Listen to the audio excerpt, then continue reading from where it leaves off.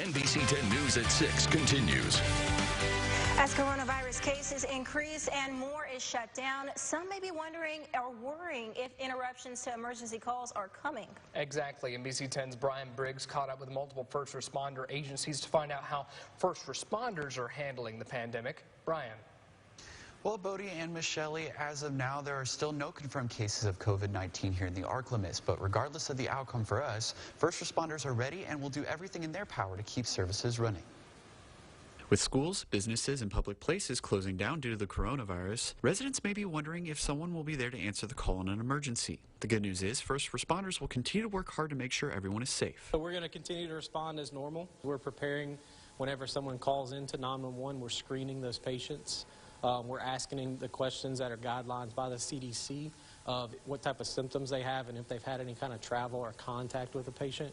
This applies to other personnel who are called out as well. We're going to continue to respond as we always have. And they have protocols in place that will protect employees. They wear a mask, so be an N95 respirator mask.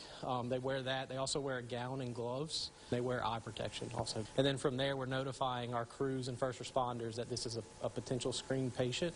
And from there, they're just protecting themselves, wearing the proper protective equipment and just monitoring that patient and alerting the hospitals too before we get there. We're taking the precautions that our personnel need to do to protect themselves, their families, by donning the proper gear if the patient signs and symptoms present, isolating as far as sending in one person instead of two initially, just to evaluate the situation. And while the city of Monroe could limit first responders, they don't anticipate it at this time. We may consider suspending our EMS response and just hand it over to the local EMS agency ambulance provider. We don't really see any reason to prematurely suspend any of the services that we're providing.